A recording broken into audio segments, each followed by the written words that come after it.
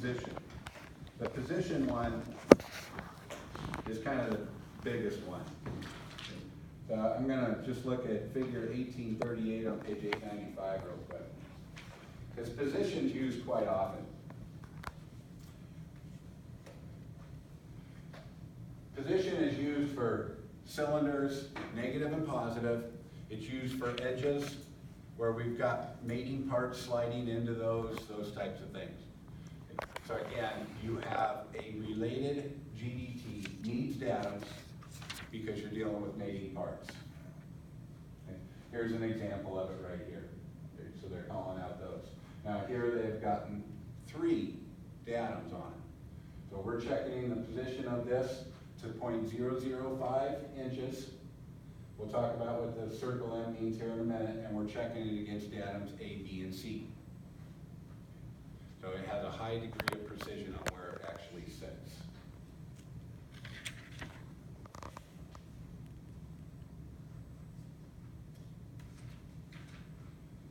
That's kind of the majority of it. Now I would iterate, I'm not really using the handout per se yet, but your handout has, I think, probably some better visual guides in your textbook. Let's go back to page 877.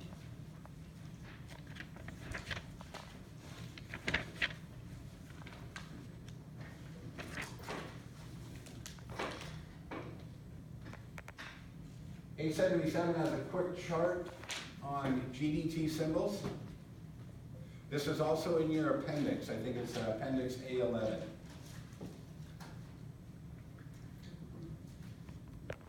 So if I did this a lot, I would have this chart and probably tape it to my hard drive or somewhere on my desk. It'd be my cheat sheet, okay, once I understand how things work. First thing, they don't give you a real good example down here, so we're going to go to your handout in a second, but here's your feature control box. Now, keep in mind, all text that goes in the feature control box is 1/8 inch.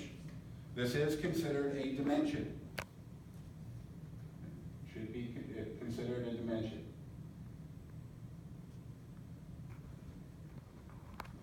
And then we have our specific symbols in here.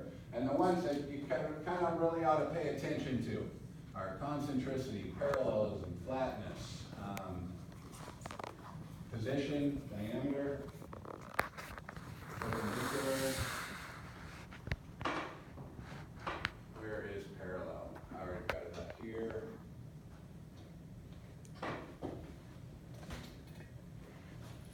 Cylindricity and straightness. Those are the ones that are used consistently time and time again. So there's a few up there now. Keep in mind, really what you want to know is, do they need datums or not? Are they related or are they individual? And let's just kind of look at parallelism. I'm not expecting you to remember what we just looked at, but parallelism, do you think that is individual or related? Does it need a datum? Yes. Okay, yeah, because it's in its term, right? Parallel, it's got to be parallel. You got to have 2 surfaces, right? Okay, so that needs a datum. Flatness, is it? Yes. Really? Say what you're. Okay, if I want this board to be flat, am I measuring it against something else or am I measuring it against itself? It's an individual, does not need a datum. Oh, it's not the datum itself? I mean, don't. Nope, we don't have to call it out. It's, the surface is its own datum. Oh, that's what it is. Okay, so that's an individual one. Cylindricity. It's a cylinder. Is it really a cylinder? Do we have to measure that against anything else? No, we're measuring just the cylinder itself. It's an individual. No datums required. Diameter. No datum required, right? It's an individual item. Position? Yes, if we're going to check the position of something, we have to have a datum to reference from. Okay, so that's it. That one requires a datum. Straightness? This one can kind of go both ways. Okay, this one, if you are dealing with straightness and you used like a center line, then it would be an individual.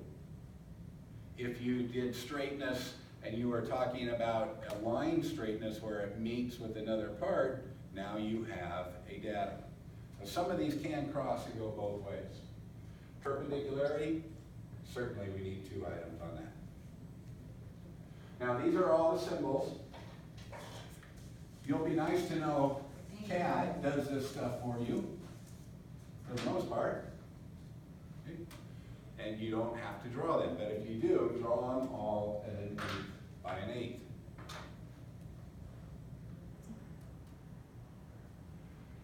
You see the datum symbol at the top here? These are 1/8" text, so your box gets a little bit bigger. Your arrow, I just generally do it at an 1/8". Okay, and I just do a P line for it, like we make a little arrow. You will see on old drawings, datum's called out as this. Where we had a little dash on 2 sides of a box, and we put the datum in. That's the old standard.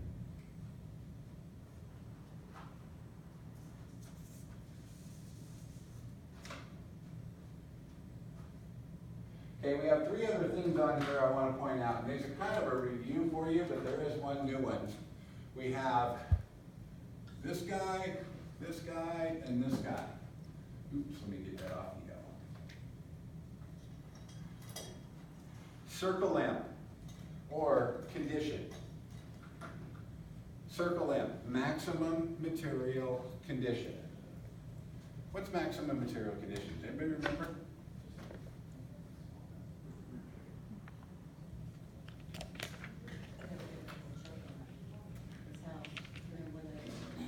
Yep, we can. The maximum how small you can get and the minimum is how, right?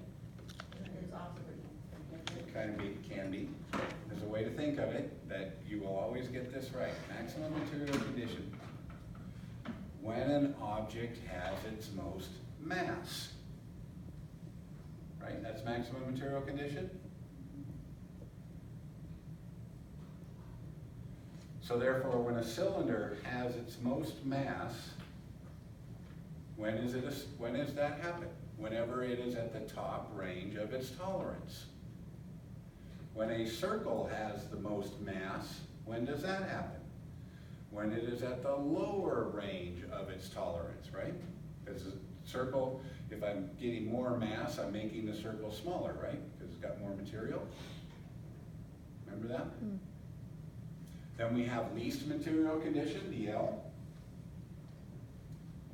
When the object has the least amount of mass.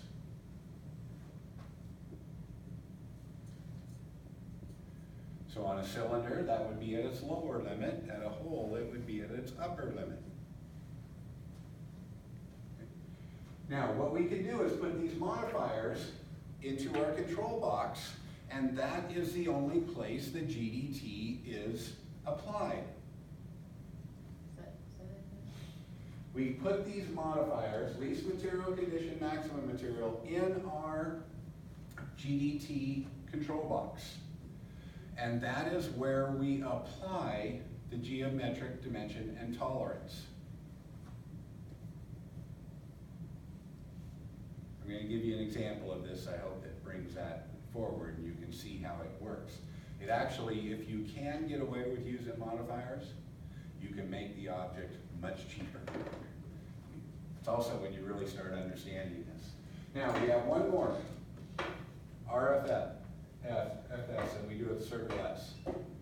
This stands for regardless of feature size. What this means is, anytime you have a part that passes, regardless of its size, you apply GDT at that point.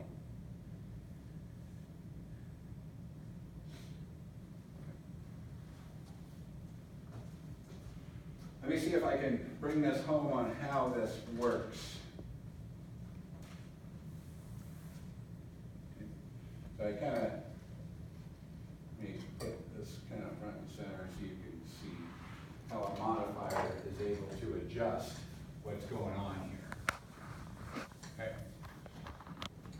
So here I'm looking at a straight line straightness. I've used a couple different modifiers. So both of them, both of these shafts are exactly the same dimension. 1 plus or minus 0.01, 1 plus or minus 0.01. And what we're gonna look at is the center line of this shaft. So we're gonna check it for straightness. Now this one says, okay, give me a part that's 0.99 to 1.01, and then I'm gonna check your straightness. Now this doesn't need a depth. Now I'm gonna check it to 0.02, and I'm gonna do it regardless of feature size. So, what that means is, when they make a passing part that is 1.01, then that straightness has to be 0.02 off of that. So it can go from 1.03 down to 0.99. You see how that works? Then they make another cylinder and it comes off of 1. That's what we measure our diameter at. Okay, that's great, that's a passing part. Then we're going to check the center line for 0.02. So now it is 1.02 down to 0.98. They come into 0.99, does that pass my size tolerance? You bet. Now it's going to get another 0.02 here, so it can go to 0.97 to 1.01. See how we're actually saying we're going to get the size of this, but we're going to allow this thing to vary a little bit, and it actually makes the part cheaper to make. But wait a minute. Yes. That was the same as what you were saying before. You apply the size tolerances first and then, so what way would you have to have that? Are they all regardless? Nope. Now, let's look at the next case. That's regardless of feature size. Most people just leave this off and that's your GDT. Now, let's look at this one. Okay, let's look at how this works. This one's same dimension, same 3 passing sizes. But the only thing that's changed is we've changed our modifier. We're saying we need you to check the straightness to 0.02 at maximum material condition. Why? Because this has got to fit in a hole. And we know that your maximum size is 1.01, and that's going to be our limiting element, isn't it? As it goes into the hole. Okay, so we're going to say, I want you to apply this at maximum material condition. So you come in, where's maximum material for a cylinder? Right here. 1.01. So it gets 0.02. That's that. Now, let's say they make the part at 1 size. This is still passing, but it's not maximum material condition. So we get to add that extra bit that we put in. Now my tolerance is 0.03. Does it only go up? So you Only don't goes go down down. to point Only nine? goes down. Okay. So if you come to 0.99, is that a passing size? Yes, it is. Now, what's my tolerance on that center line? It's 0.04. I got 0.04. I've doubled my tolerance when I got to least material condition. Because it's still going to fit in the hole. Yeah, but I see the point of using the L and M, but I don't see the point of using the S, because if you don't have one of those two, you're automatically doing that one anyway. Except that there are instances where you don't want this coming up, because least material condition would just be the opposite, right? This would be 0.2, this would be 0.3, this would be 0.4, and you would do that for the whole. Yeah. But if it's S would be O2, O2, O2. But sometimes you say, hey, you know what, it's gotta be 0.02 regardless of what size it is. That's a regardless of feature size. Those are those 3 that we look at.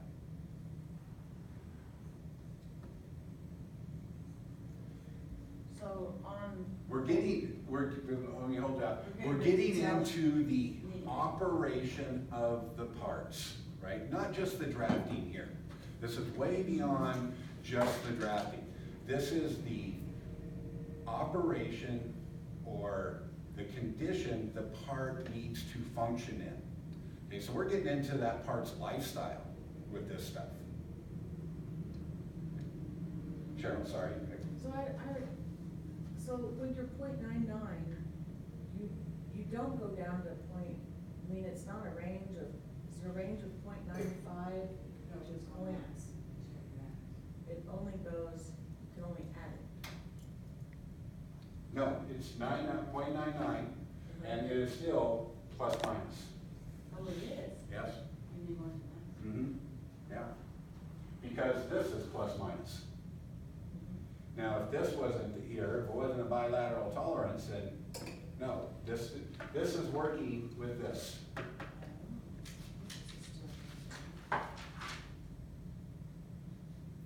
So what it's basically saying, and let me see if I can just sketch this real quick. Okay, here I have a hole, and it's sitting in some part. Let me not make it look like a cylinder.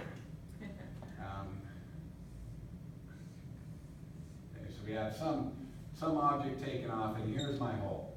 Okay. Now, what we're going to then do is put a shaft in this thing. Okay. So I've got a shaft that's coming off this way. Now, if at 1.01, okay, let's say it's 1.01, and that center line, let's say it does this. Okay. So this guy is 1.01 all the way through it. But we know the center line can deviate 0.02 and still get in this hole. Okay?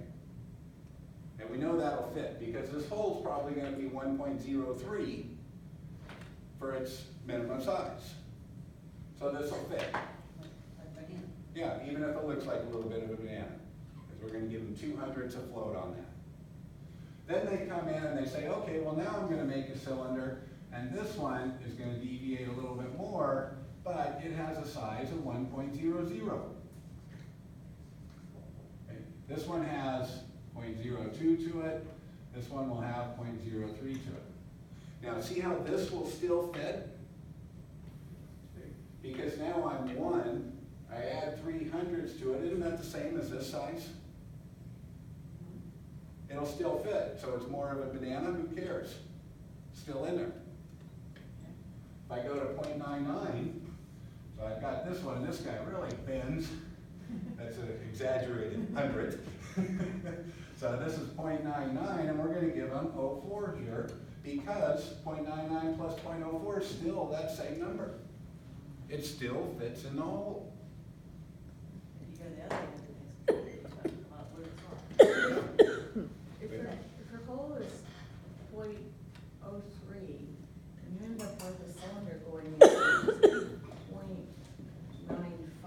isn't that really tricky? No, you're talking hundreds here, and it depends on what you want it for. Maybe it's just holding it there.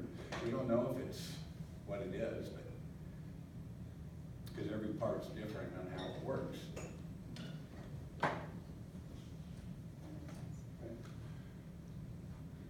Now, by doing that, don't we make this whole thing cheaper? And we still get the functionality out of the thing that we need. That's what this stuff's all about.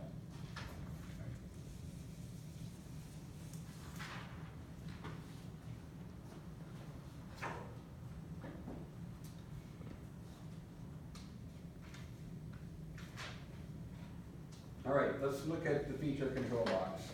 And I think I probably got the best example, but in your handout on page 437, you will also have this. I'll just show it to you real quick.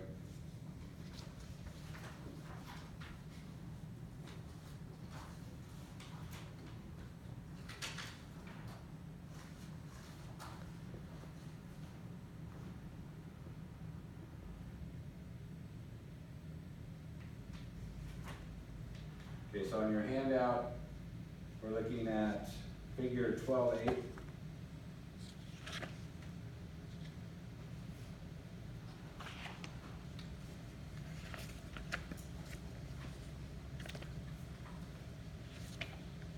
Okay, so when you come to it, what you'll have is your DDT symbol. That's the first thing that always occurs. Whether it's flatness, straightness, parallelism, circularity, whatever. Sometimes if it's dealing with a cylinder of a positive or a negative feature, we need a diameter in there. Then your tolerance will be listed. After that, your modifier. And then your datums. If you leave any of these things out, don't show the boxes.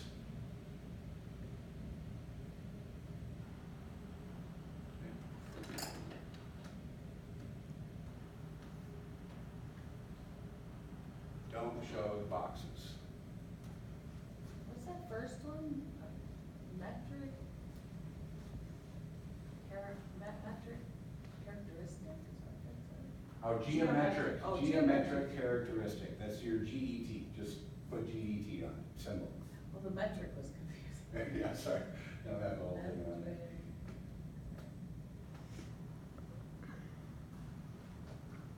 This is identical to page 437 in your handout.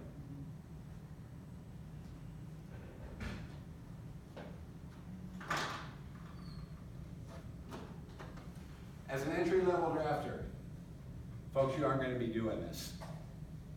You will be given this information until you have enough experience to where you start understanding how these parts work together.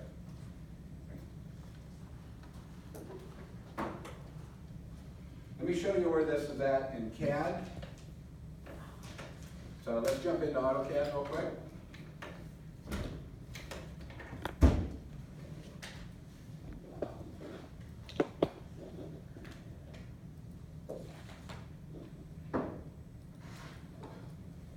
Back in the dimensioning component here, when we were looking at this stuff, drafting 135, I said just ignore this until we do GDT, and then you'll see it. Well, here we are. So we're in GDT. So if you go to your annotate ribbon,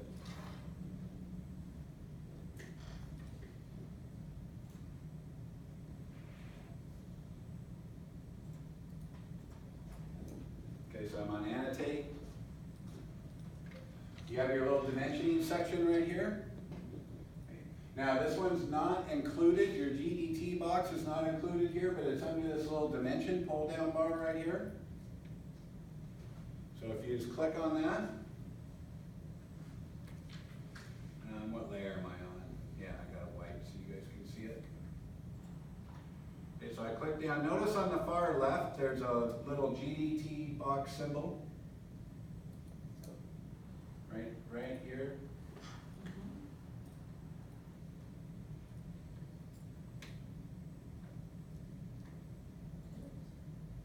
Go ahead and click on that. And you should get this little dialog box pop up.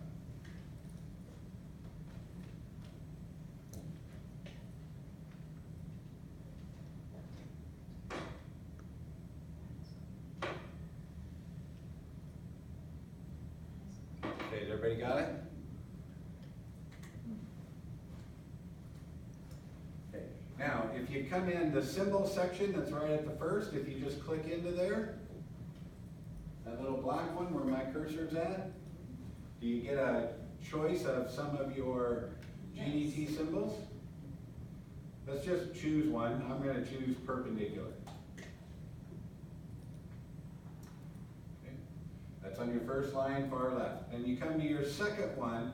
Now this one, this second black box right here, if you click into that, you're only going to get the choice of one thing. So you either have the diameter sign on or off. Okay, that's the only thing that can go in there. Okay, now if I'm doing perpendicular, I'm not dealing with a cylinder. Okay, so I'm not going to use that. Then I'm going to type in my tolerance, and let's put a tolerance, I don't know, make one up. I'm going to put 0.002. So I'll go to 2000s.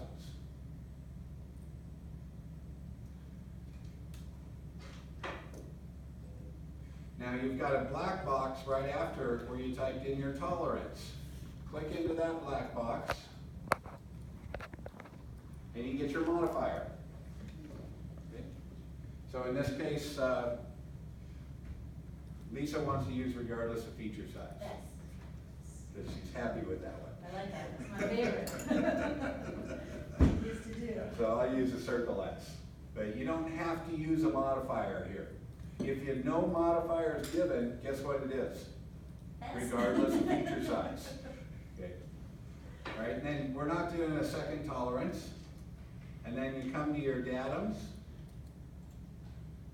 Okay. Now, if you got a little black box next to those, but you don't have to use them. Okay. So I'm just going to put datum A and I'll do datum A and C. So I would list whatever datums I want.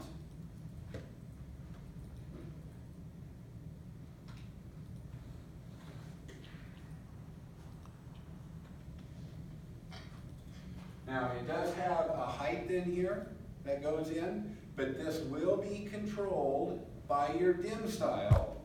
So if you don't want to put a height in, you do not have to.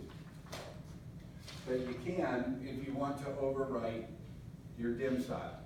So I'm just going to leave everything else off, say OK, and place it into my screen. And you should have something like this.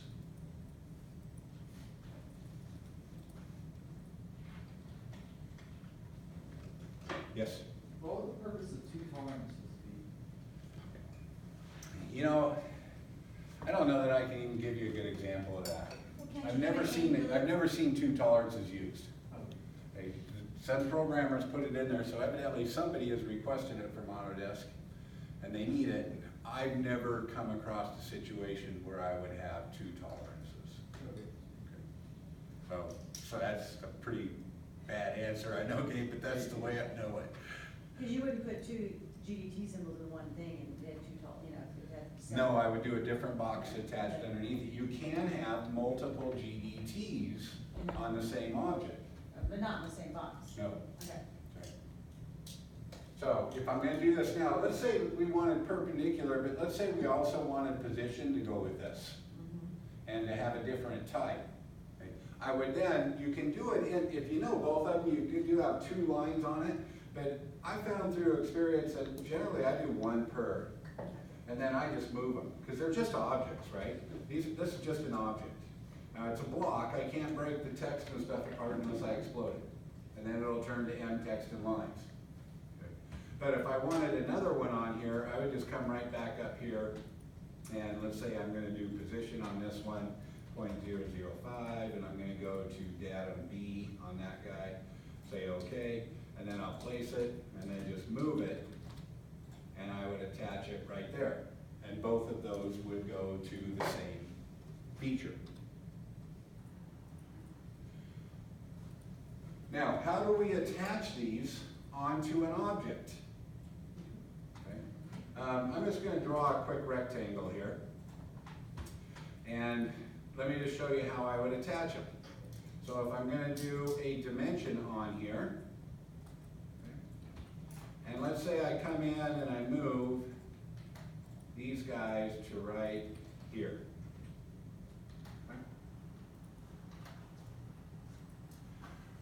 What does that GDT go with?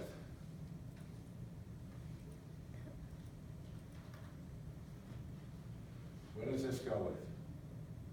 Goes with that edge, right there. Okay? You didn't label it as. Don't have That to. AC. The extension line goes through there. Okay. If I didn't have the advantage of having an extension line, use your multi-leader, but don't put any text with it. Okay, so I'm just going to come in here and do a multi-leader, and we do a midpoint snap, and bring that out. Now when it comes to my text window, I'm just going to hit enter twice, or let me hit escape. Yes. And then I can move these folks, and I'll do mid between 2, and attach that right there. Can I do that also? Yes, I can.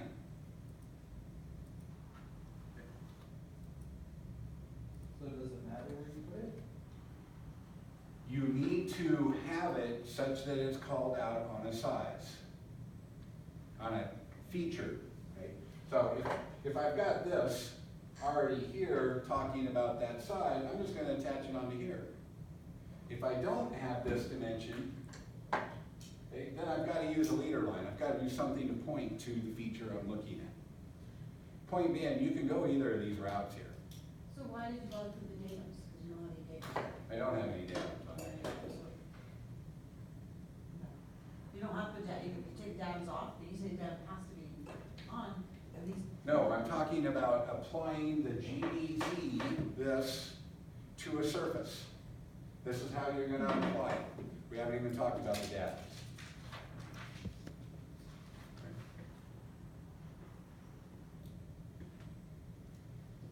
let's look at a datum. How are we gonna make a datum? Okay, so I'll use the first one, perpendicular, and I'm talking about this surface. So there's only two places that this can be a datum, right? It's gotta be the top or the bottom, right? Don't put the datums on the figure itself. Okay. Attach them onto the side. First thing, I don't really know, I haven't checked, I'm gonna take 2 seconds here and look into ADC. And see if there's one in here. There wasn't from last version.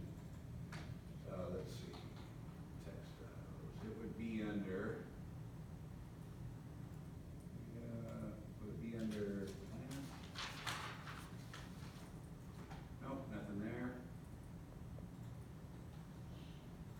I've always just had to draw one of these.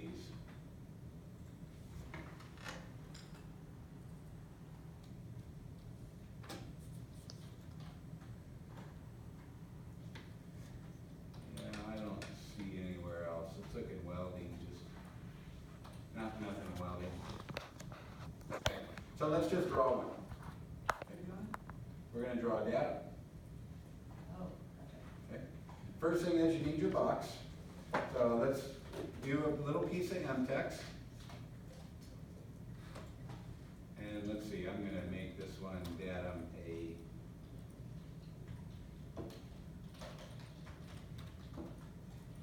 Okay, so get yourself a little box and make an A.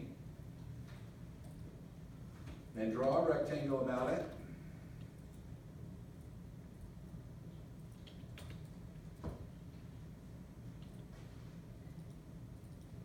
Make sure you don't crowd your A.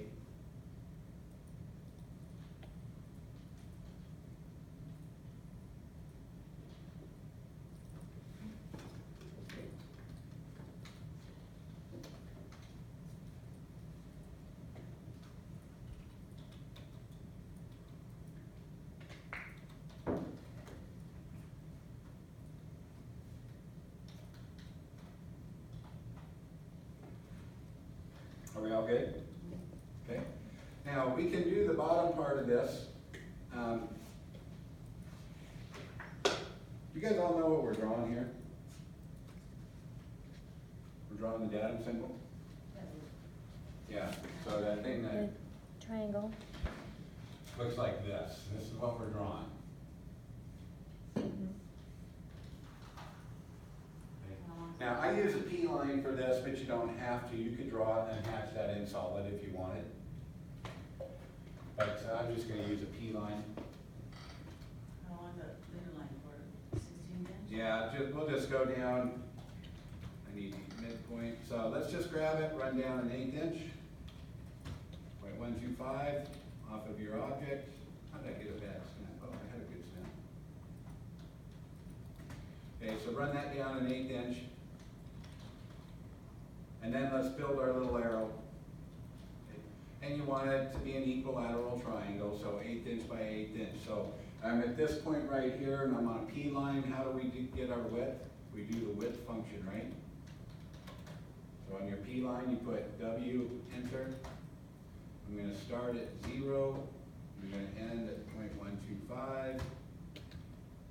And I want it to be 0.125 high. There's my little symbol.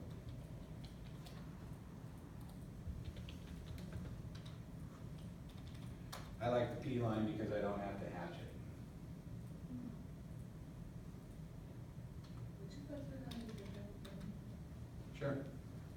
Find a way. I don't know yet. So let me delete this. So I'm gonna do a P line. And I'm gonna start at the bottom here, and I gotta set my width to 0 here. Okay, so I'm just gonna run down a quick 1/8 of an inch, 0.125. Okay, so that's at a width of 0.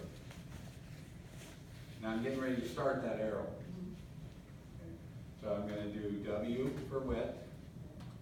I'm starting on the point of the arrow, so that has a width of 0. I just hit enter. My bottom width is 0.125. Okay, so now I've set my width, right? You see my kind of rubber band going where it's keeping that? And I'm gonna lock it in straight down, and I'm just gonna type a distance, 0.125, and then hit enter twice to get out. Then, move the thing on. So, let's see. First I need an extension line. Make sure you got a break here. So you need 0.06 there. And move this character on here. Okay. And there's no set rule on where it goes. Okay, it's kind of like a cutting plane line where we talked about those arrows. Sometimes I'll have them close, I might have a dimension, so I pull it out, move it here, this same thing. Just make it fit. Now I'm calling off this bottom surface as datum A.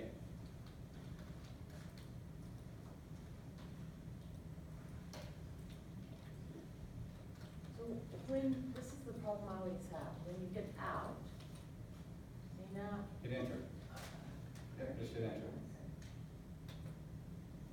now when I go back, it's not gonna be, it's gonna be back to 0. Nope, not new P line. Click the line, and just hit W. Just do 0. Gotta hit it twice. Just enter it twice, that's all. Okay, it should be good. You can play with that on your own, Cheryl. Okay, I will. Okay. Yes? So when you're adding two like this, do you blend them together all the time? You don't set, I mean, is that how you have to let them up exactly? This? Yeah. You do it If they're talking about the same feature, yeah, you got grouping, right? This is Yeah, you don't need- grouping, well, I'm saying open dimensioning. space, okay, Yeah, I'm grouping all this stuff. okay. We're still doing geometric dimensioning, associative dimensioning, grouping. Those are those three things that you do. And these are just a dimension, they're a dimension. All right, there's GDT in a nutshell. A process to make parts more functional yet cheaper to make. Okay. I'm not gonna give you a drawing on this right away. I'm gonna let you have today to work on this, not do anything else. I mean, not work on this, but work on your egg deal. Monday, I'll probably give you a couple worksheets on this, and that will also be a day to work on your egg vehicle. Then we're gonna go on Tuesday into threads and fasteners. Now, I'm also on Tuesday probably gonna give you a drawing that has GDT with it. Okay, so figure that into your time. The drawing's not a huge drawing, it's not hard to do, but figure you probably have a couple hours on Tuesday, Wednesday that you need to schedule in to get that done. Okay? So it doesn't impact your egg project. And then we will start lecturing on fasteners, and I probably won't give that drawing out until Thursday or Friday. All right, does anybody have any questions for me? I know I went way long trying to go fast, so Sean didn't want to interrupt the nap that you can get on the road if you need to. By the way, good luck to you. Thank you. Getting out of the national level, that's a pretty Where are you neat going? accomplishment. Wait, I don't know what's going on. What's happening? Gonna be gone.